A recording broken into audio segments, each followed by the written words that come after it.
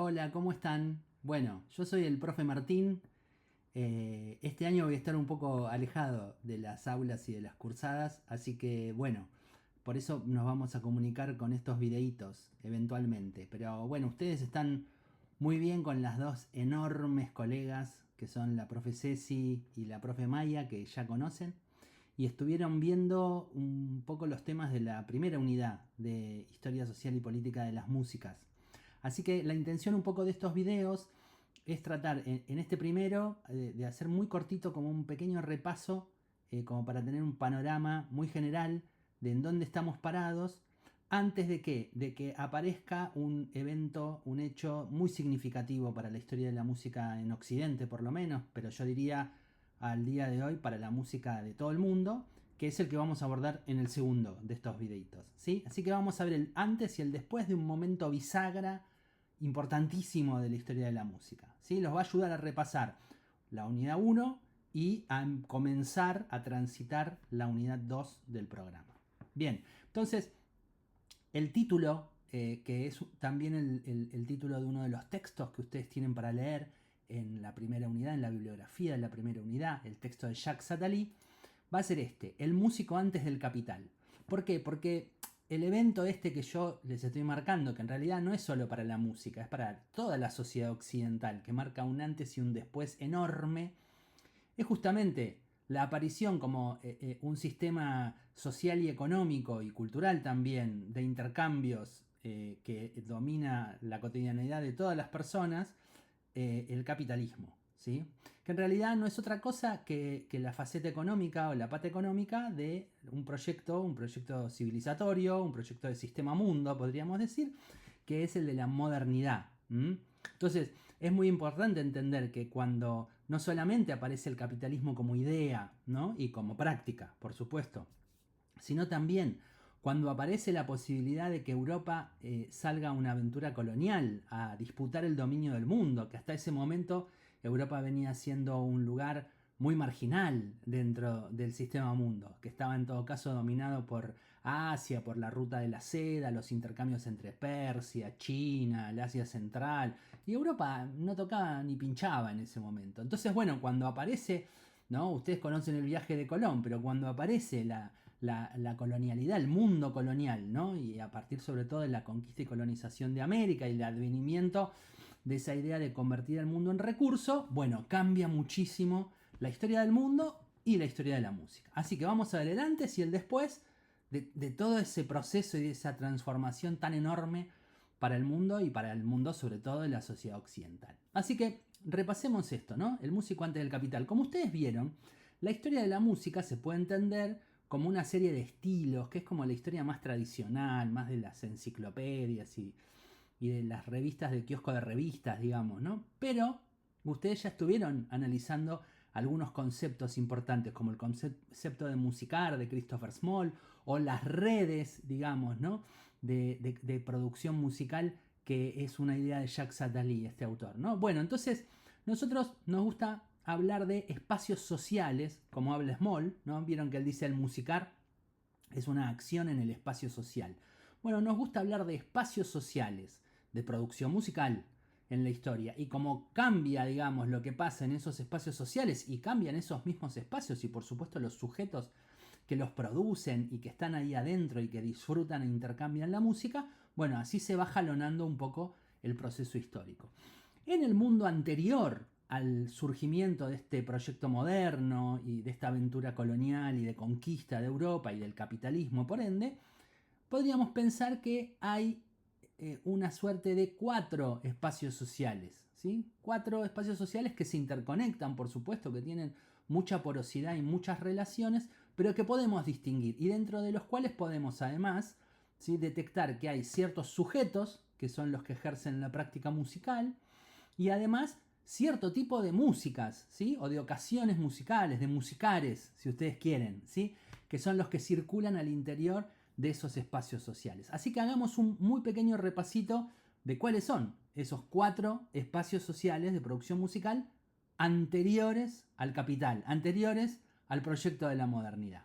Ahora, el primero es el del monasterio, ¿sí? Y el monasterio es ese lugar donde se crea este repertorio que es el que más se suele confundir con la Edad Media, ¿sí? Que es el canto cristiano, que dista mucho de ser ese canto gregoriano que uno a veces escucha o tiene como una suerte de estereotipo en el oído, esa cosa de un canto solo cantado por hombres y de una sola melodía y que es medio como con un ritmo no pulsado y un tanto monótono, ¿sí? Bueno, en realidad yo los invito a que escuchen, hay varios materiales que nosotros les compartimos, donde pueden encontrar músicas medievales y música cristiana medieval, y van a ver que hay una enorme diversidad del canto cristiano. Pero sí lo que pasa es que alrededor del siglo IX, alrededor del año 800, hay un proyecto de unificación de Europa. Europa que había sido, luego de la caída del Imperio Romano, que es cuando comienza la Edad Media, había sido una suerte de anarquía, ¿no? Separada entre muchos reinos y muchos pueblos, esos famosos pueblos bárbaros, como se suele conocer.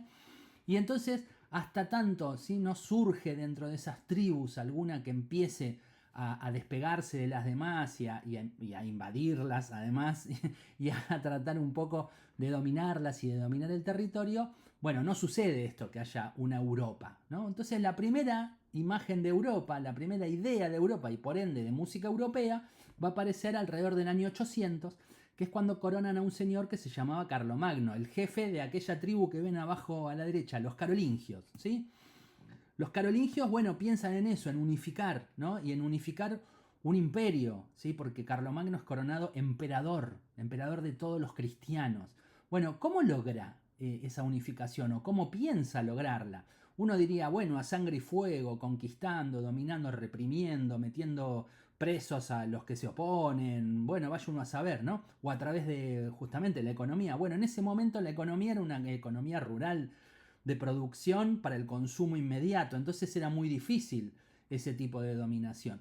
Pero lo que sí encuentran los carolingios es la posibilidad de dominar a través de un repertorio simbólico, a través de lo que hoy diríamos es el arte o ciertas prácticas culturales. ¿Y cuál era la práctica cultural más importante dentro de ese universo sociocultural medieval? Bueno, el ritual cristiano, ¿sí? Entonces, el ritual cristiano, sobre todo la misa, va a ser la gran preocupación de esta tribu para lograr unificar. Si ellos sacan esta cuenta, dicen, si yo unifico la misa y hago que la misa sea igual para todos en este territorio que estoy dominando, entonces los voy a unificar. Todos van a sentir que son parte de una sola cosa.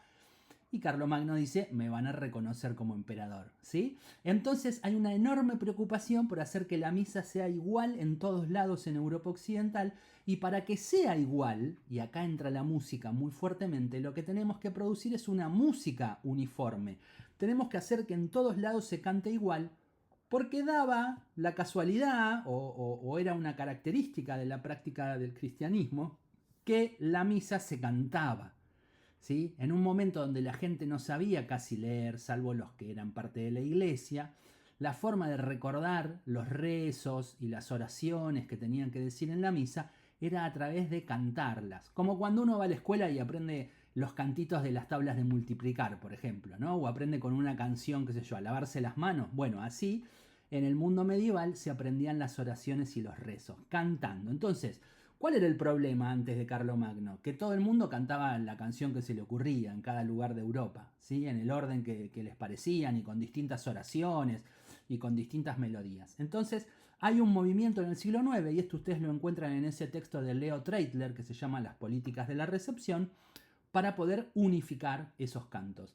¿Y cuál va a ser la forma que van a encontrar para tratar de que todo el mundo cante igual? Bueno, la invención de una tecnología de punta para la Edad Media, pero que va a responder a este deseo político, no estético, político, que es la unificación del imperio, y esa tecnología es la partitura, ¿sí? Entonces, haciendo que las personas, en vez de improvisar o de cantar diferente o cantar lo que se les ocurre o lo que les surge, canten un repertorio unificado y un repertorio predeterminado que es igual en todas partes, van a lograr que se unifique. Entonces se inventa la escritura y se inventa, ¿saben qué otra cosa? La teoría musical, para poder leer esas partituras, ¿sí?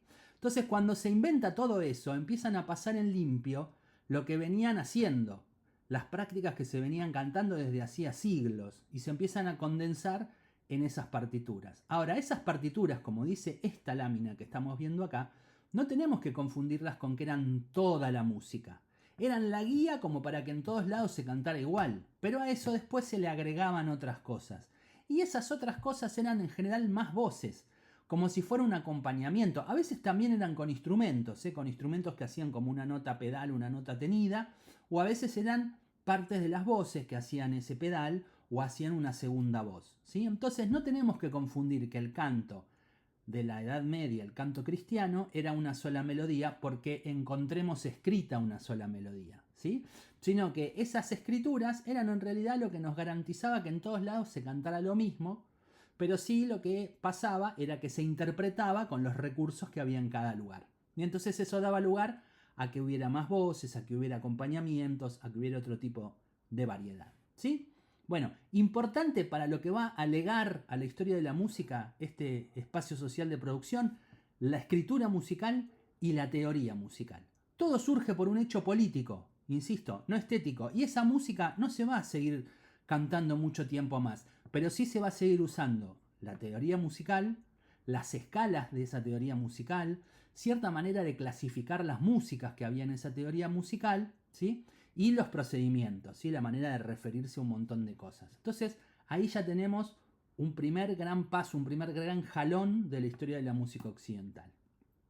Pero al lado de este espacio social de la iglesia y del monasterio, había otro muy distinto, ¿sí? Que era el espacio social, nosotros le llamamos el de la plaza pública, ¿no? Dentro de la aldea, el espacio de la música popular, podríamos decir, donde aparecían estos personajes, los juglares. Ahí vemos muchas imágenes medievales que corresponden con estos personajes o estas personas, ¿no? Juglares y juglaresas, ¿no? Porque había también mujeres que se dedicaban de alguna forma profesionalmente, ¿sí? A cambio de comida, a cambio de alojamiento, a cambio de alguna prebenda, una vestimenta, algún objeto, algún regalo, no dinero, ¿sí? Pero sí subsistencia.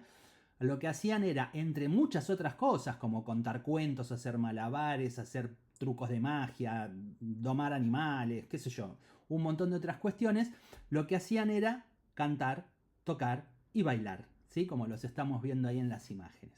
¿Y cuál era la música? ¿Qué hacían? ¿Canto cristiano? ¿Canto gregoriano? No, para nada. Era la música del carnaval. Que el carnaval justamente era una ocasión festiva que se pensaba en litigio, contraria a la ocasión oficial de la iglesia, a la misa, podríamos decir. Era como una contramisa, donde un poco se jugaba incluso a veces con las figuras de la iglesia o de la jerarquía eclesiástica. Se ponía al obispo con una careta de burro, o se daban misas desnudos, por ejemplo, ¿no? Todo como para tratar de invertir, que esa es la idea del carnaval, ese orden que la misa y la iglesia, un orden moral y un orden de clase muy rígido. Bueno, el carnaval trataba de invertir eso y un poco reírse y mofarse y desactivar esa rigidez, ¿sí? Y esa moral.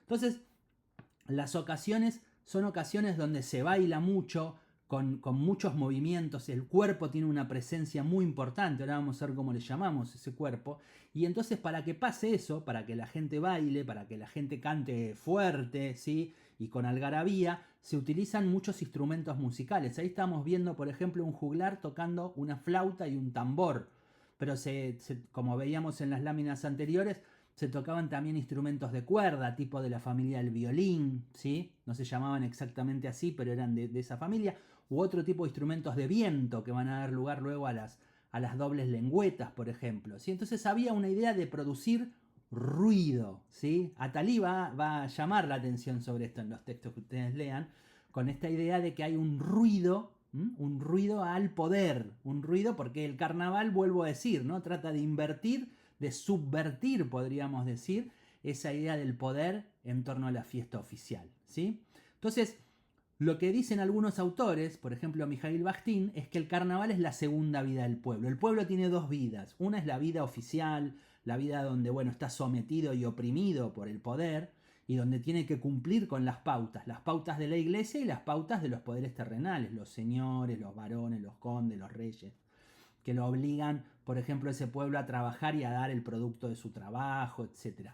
Ahora, en el carnaval, como todo eso se suspende, como el rey ya no manda, como el obispo lo que dice ya no tiene ningún efecto, y dura un tiempo ese carnaval, mientras dura el carnaval el pueblo tiene una segunda vida, una vida donde domina en todo caso, ¿sí? Porque está, insisto, subvirtiendo o invirtiendo ese orden social.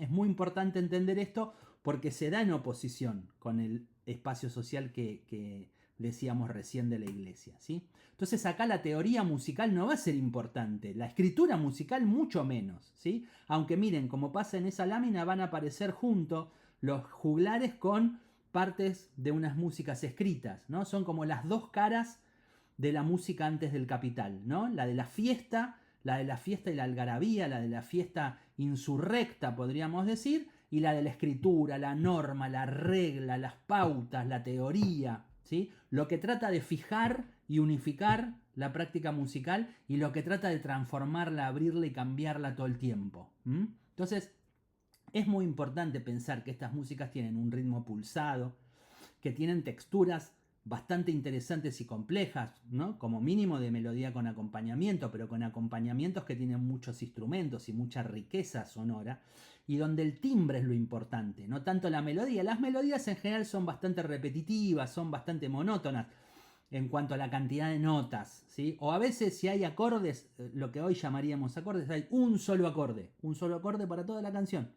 Entonces desde lo armónico y lo melódico parecen poco interesantes, pero desde lo rítmico, lo tímbrico y lo textural, que es lo que sirve para que los cuerpos bailen, y bailen con desenfreno, que es la idea de estas ocasiones festivas, esta música es particularmente rica e interesante, ¿sí? Entonces podríamos hablar acá del cuerpo grotesco, el cuerpo que celebra, ¿no? Todas sus voluptuosidades, todos los lugares que en todo caso calman ciertos apetitos, podríamos decir, ¿no? Los apetitos no solamente de comer y de beber y comer en exceso. Piensen esto, el Mardi Gras, que es ese martes de carnaval, que se celebra, por ejemplo, en New Orleans, que es muy famoso, ¿no? Pero que en realidad viene del francés. Mardi Gras quiere decir el martes graso.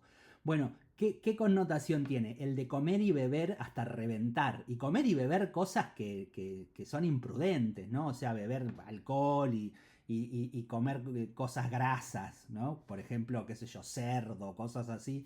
Casi hasta reventar, hasta que no nos dé más, ¿no? Bueno, esa es un poco una de las ideas de este cuerpo grotesco, pero también saciar otro tipo de apetitos, el apetito sexual o cualquier tipo de placer, del placer del movimiento, el placer del roce, ¿no? Entonces, celebrar ese cuerpo grotesco en la música es tomar los ruidos de ese cuerpo, ¿sí? Los ruidos del cuerpo bajo, dice Bakhtin. Entonces, los instrumentos musicales que se usan, hay dos muy importantes acá, que son la gaita que es esa bolsa de donde salen como unas flautas, y la viola de rueda, el organistrum, que es como un instrumento, una especie de violín, pero que se toca moviendo una rueda, y esa rueda como que chirría, hace como ¿no? Y la gaita también.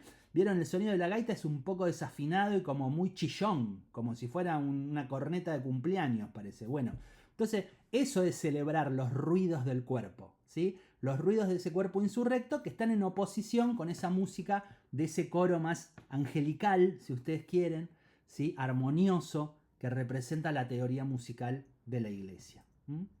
Vamos a movernos a un tercer espacio social, porque acá hay un actor importante en la Edad Media que es la clase social dominante. A veces la iglesia forma parte de esa clase social dominante, pero no es la única ni la más importante, sino que es la aristocracia. Los reyes, los emperadores, pero sobre todo en quienes delegan el poder ellos, ¿no? Los varones, los condes, los duques, los señores feudales famosos, los que tienen el dominio de la tierra, así como hoy, ¿no? Tener bueno, dinero o cuentas bancarias o tener acciones y bonos y esas cosas es ser rico. Bueno, en el mundo anterior al capital, ser rico era tener tierras, ¿no? La medida de las tierras y de lo que esas tierras producían en términos de alimentos, sobre todo, era la medida de la riqueza. Entonces los aristócratas eran los que tenían el poder sobre la tierra, y hacían trabajar a la gente en esa tierra y usufructuaban de ese trabajo. Entonces, este sector es el que va a producir otro tipo también de espacio social de producción musical, que es el que llamamos música cortesana, y que tiene una particularidad, ¿no? Así como el ámbito de la iglesia tenía esa forma de unificar, digamos, lo que eran las oraciones para el ritual de la misa y el ritual cristiano. Y así como la música popular tenía como misión esta idea de poder subvertir el orden e invertir en el carnaval, eso que estaba de alguna manera configurado por la cultura oficial, la música cortesana lo que va a buscar como objetivo, atiendan bien, es distinguirse. ¿Sí? La aristocracia lo que necesita no es la iglesia, pero tampoco es el pueblo, y necesita distinguirse, necesita encontrar su lugar. Sobre todo va a haber unos personajes que van a llegar un poco tarde al reparto de las tierras. Son como los hijos de los que tienen el poder. Pensémoslo así, ¿no? Son como los herederos, pero que no heredaron. Entonces no tienen tierra. Tienen apellido, pero nada más. Entonces van a necesitar urgentemente distinguirse. ¿Y qué forma van a encontrar de poder generar esa distinción? Bueno, haciendo, como dice ahí, sonar las diferencias, haciendo que esa estratificación social sea audible en la poesía y en el canto. Es decir, creando un tipo de música, un tipo de canción, ¿sí? Que automáticamente cuando lo escuchamos decimos, ah, eso no es el ruido de la fiesta del carnaval, pero tampoco es la solemnidad y la cosa de la iglesia, sino que, ah, esta es la música de estos que se ve que saben, se ve que estos los aristócratas son finos, estos tienen buen gusto, ¿no? Estoy tirando un montón de palabras, pero que muchas veces asociamos con esa idea de la estratificación, es decir, esto es una música que es un poco más que entretenimiento, un poco más que algo para divertirse, algo un poco más que para mover un poco el cuerpo y bailar, ¿no? Es como que tiene otras pretensiones. Bueno, la música de este espacio social, el de la corte feudal, el del castillo, si ustedes quieren, y el de estos aristócratas, tiene ese objetivo, el de la estratificación, el de que escuchemos las diferencias sociales, sin que esta gente tenga que salir a decir, yo que soy el hijo del varón de no sé cuánto. No, no. Ya cantando y con la poesía nomás que nos están recitando, nos tenemos que dar cuenta de que estos están por allá arriba, que son un poco importantes. ¿Sí? Entonces, bueno, la forma es producir, yo les decía, canciones que hablen de ciertos temas que están lejos del pueblo. El amor cortés va a ser el más importante de todos esos temas. ¿Por qué? Porque es como un amor platónico. Allí donde los juglares de la plaza pública y la música popular estén como diciendo, ¿no? Vamos a bailar pegaditos y no sé qué cosa, ¿no? Y celebrando de alguna manera, como yo les decía, ¿no? Los apetitos sexuales o el roce de los cuerpos, ese tipo de cosas. Los aristócratas, los trovadores van a decir, no, el amor es algo que en todo caso es espiritual, es un amor platónico, un amor que no se consuma en el acto sexual, que en todo caso, bueno, es una cuestión más como idealizada, ¿no? El amor de telenovela, podríamos decir, ¿no? O de novela escrita, quiero decir, de los libros románticos, ¿no? Ese tipo de historias, ¿no? Hasta trágicas muchas veces, ¿no? Bueno, que no llegan nunca los que están enamorados a consumar ese amor, ni siquiera a darse un beso quizá. Y la forma de poder producir esa poesía y esa canción va a ser usando unas metáforas muy complejas, que solamente los que saben y los que tienen el tiempo para dedicarle a concentrarse las pueden escuchar, y una música que si la música de los juglares en la plaza pública tenía que ser pulsada, ruidosa, estruendosa, rápida, ¿no? Como para que todos estemos en esa algarabía al bailar, la música de estas canciones va a tener que ser todo lo contrario, sutil, suave, con muchas sinuosidades y ondulaciones en lo que hacen los instrumentos, pero que además nos inviten a contemplar con atención las canciones, a concentrarnos, a estar quietos y en silencio, y no estar, ¿no? En la fiesta, a los saltos. Entonces, es muy importante, ¿no? Nosotros a eso le llamamos la estilización.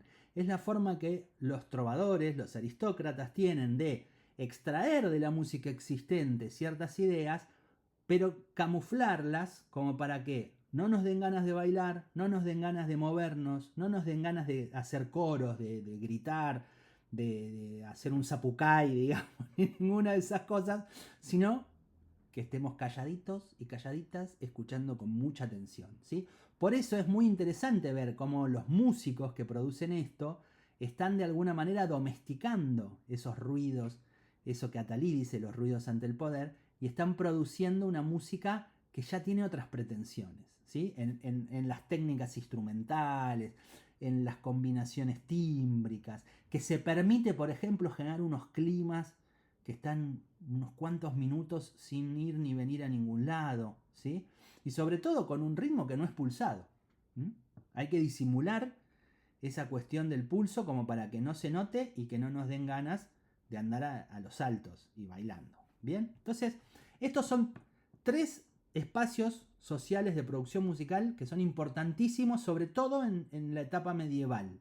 Ahora, cuando está llegando a su fin la Edad Media, lo que llamamos en general la Baja Edad Media, alrededor del siglo XIII, el siglo XIV, aparece un cuarto actor social muy importante, ¿no? Que no es ni el pueblo, no es la iglesia, no son los aristócratas ni los señores feudales, sino que son estas personas que fabrican cosas y tratan de venderlas, o a veces no es la misma persona la que fabrica y la que vende, ¿sí?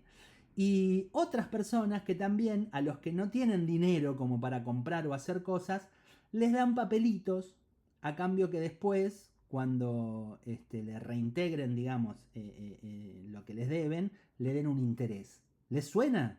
Bueno, los bancos, los banqueros, ¿no? Bueno, banqueros, comerciantes y artesanos o fabricantes, vamos a decirlo así, son parte de ese sector social, esa clase social que solemos llamar la burguesía, porque da la casualidad de que esas 3 formas de práctica económico-social ocurrían ¿dónde? En la ciudad, ¿sí? Que es nuestro cuarto espacio social de producción, ¿sí? Entonces, burgueses por los burgos, ¿no? Se llaman bien. Entonces, bueno, acá encontramos diferentes roles musicales, todos mancomunados por la idea de que cumplen algún rol para la burguesía, ¿sí? Vamos a repasarlos muy rápidamente.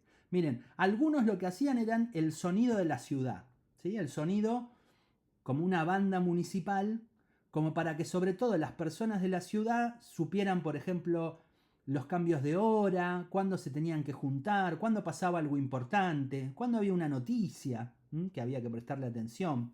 Todo eso empieza a ser importante para los comerciantes, para los artesanos y para los banqueros, ¿sí? La medida del tiempo, ni hablar, ¿no? Es fundamental. El tiempo es dinero, dicen los burgueses. Así que estos músicos, entre otras cosas, cumplen esos rituales sociales de ordenar el tiempo de la ciudad. Y lo ordenan a través de la música, con instrumentos, como ven ahí, en general de viento, porque son instrumentos que se escuchan. Todavía hoy en las ciudades europeas, más que nada, algunas acá en Latinoamérica también, pero en general más en Europa, hay como unos muñequitos que salen, ¿vieron cuando los relojes de las torres de las ciudades dan la hora? Y salen unos muñequitos. Bueno, en realidad esos muñequitos o esos autómatas, robots, son en realidad la sucesión o la evolución, si ustedes quieren, de estos músicos municipales que en algún momento salían en carne y hueso a dar esas señales. Pero también organizaban las fiestas cívicas, ¿sí? El aniversario de la ciudad o los bailes de la ciudad en sociedad, como para que se reunieran en la plaza y ya de una manera más ordenada que en el carnaval. Porque la burguesía no quiere que el pueblo subvierta el orden, pero sí quiere que el pueblo se sienta parte de esa ciudad y que los reconozca como gobernantes justos o más justos que a los aristócratas. Así que estos músicos de uniforme, como los ven ahí, estos músicos todos en sus colores, cumplían un poco ese rol, ¿sí? Acá tenemos otros músicos dentro de la ciudad que van a estar en una institución que a ustedes seguro les va a tener que sonar, que es la universidad. Porque al final de la Edad Media es cuando empiezan a aparecer las universidades, muchas de ellas que todavía existen, como la de Bolonia, y estamos viendo una foto de esa universidad en Italia, o la Universidad de Oxford en Inglaterra, o la de la Sorbonne en París. Y ahí adentro los músicos empiezan a también complejizar y estudiar esa teoría musical que les había legado el monasterio y la Iglesia Católica medieval, ¿sí? Entonces la escritura musical, sobre todo el ritmo, empieza acá a tener como una gran difusión y una complejización creciente y una gran teorización, y lo mismo las formas de componer y las formas de escribir todas esas cuestiones. Entonces hay como un impulso acá, estos literati que son como unos intelectuales, unos teóricos de la música, si ustedes quieren, empiezan a tener una gran actividad y empieza a aparecer una música que busca ser compleja pero como intelectualmente, ya no para distinguirse socialmente, sino como para hacer, digamos, música difícil, ¿m? En un sentido intelectual. Y finalmente, y estamos llegando al final del recorrido de esta serie antes del Capital, digamos, ¿no? De qué hacían los músicos antes de que ocurriera la modernidad. Bueno, tenemos a estos que están como en la bisagra, son los que más van a legar cosas a ese mundo moderno y nos van a legar hasta el día de hoy, ¿no? El nombre técnico son los maestros de capilla. ¿Y qué hacían? Bueno, eran de alguna manera como los músicos jefes de los gobernantes burgueses de las ciudades. ¿Sí? Eran como el jefe musical de la ciudad. Por eso hay, qué sé yo, hay algunas imágenes, ¿no? Hay una donde los ven, como que hay como un coro y qué sé yo, bueno, y el que está como conduciendo todo eso es el maestro de capilla, pero si no también ven ahí atrás como una especie de catedral y los maestros de capilla eran también los directores musicales. Es como que hoy dijéramos el director del teatro musical, ¿sí? El director musical de una ciudad o de una provincia. Bueno, esos eran los maestros de capilla. Es una cuestión interesante entender que cada ciudad burguesa trataba de competir por ser la más esplendorosa en términos del arte y de la música. Esta es la época del Renacimiento, la época de esos grandes pintores, Leonardo da Vinci, Miguel Ángel, Rafael, ¿no? De hecho, esa iglesia que estamos viendo ahí, que es de la ciudad de Florencia, en Italia, la hizo Brunelleschi, un arquitecto y escultor de esos, ¿no? De los que están en el panteón del Renacimiento. Y a los músicos que trabajaban ahí eran tan importantes como esos pintores o escultores, y los gobernantes de las ciudades trataban todo el tiempo y por todos los medios de contratar a los mejores, como para tener el mayor esplendor, ¿no? Porque ellos creían que si ponían mucho dinero en producir el arte de sus ciudades, la gente los iba a ver como gobernantes legítimos. Y que en cambio, si pijoteaban y hacían las cosas mal, no los iban a querer gobernando. Porque claro, ellos no eran ni de la iglesia, ni eran los enviados de Dios para gobernar, ni ninguna cosa. Eran simplemente gente que tenía dinero, ¿no? Y que tenía ese tipo de actividades. Eran banqueros, eran comerciantes. Entonces empiezan a invertir mucho en estos maestros de capilla. Y los maestros de capilla, si querían tener un buen puesto laboral, lo que trataban de hacer era de desarrollar el arte de la composición y de la dirección y de la interpretación a los niveles más increíbles que hubiera en ese momento, ¿no? Así como hicieron los pintores, por ejemplo, o los escultores o los escritores que les nombraba hace un ratito. Entonces acá vemos grandes maestros que han dejado huella con nombres de Josquin de Pré, Palestrina, Orlando Di Lasso, Cipriano de Rore, bueno, hay un montón, ¿no? De estos maestros de capilla. Y entre esas cosas que empiezan a producir, ¿no? Como distinción, como para tener, digamos, la posibilidad de lograr un puesto laboral importante y ser los jefes musicales de alguna de estas ciudades tan deslumbrantes del Renacimiento italiano, aparecen dos cosas súper importantes, que son la primera y la última de esa listita que hay ahí. Una es la idea de la coherencia. La coherencia va acompañada de otras cosas, como el equilibrio, la simetría, la distribución de las partes. Pero esta idea que tenemos todavía hoy, ¿no? De que una canción tiene que tener partes y esas partes tienen que tener cierto equilibrio, tienen que ser recurrentes. Por ejemplo, si hay una estrofa y un estribillo y tiene que volver la estrofa y después el estribillo y la estrofa tiene que variar y algo más hay que hacer, pero tampoco vos podés hacer 5 estribillos diferentes porque son 5 canciones, ¿no? Entonces, que haya una idea de unidad en una obra, ni hablar después cuando aparezca más adelante la sinfonía o el concierto, otras cosas que tienen muchas partes, pero todas tienen que ser coherentes, ¿no? Entonces, esto es súper importante, porque además van a requerir de una coherencia no solamente en el tiempo con las partes, sino en lo simultáneo. ¿Y cuál es el sistema que nos permite tener coherencia entre las cosas que suenan al mismo tiempo, entre las diferentes notas que suenan al mismo tiempo? Bueno, tal vez algunas o algunos estén pensando en la armonía, ¿no? Ese concepto de, por ejemplo, conducir las distintas voces, los distintos acordes, ¿no? Ya sea en un coro de una obra a capela del Renacimiento o en un arreglo de vientos de, no sé, un arreglo de salsa. Es lo mismo, digamos, ¿no? Hay que saber conducir las voces o en un arreglo de guitarra, ¿no?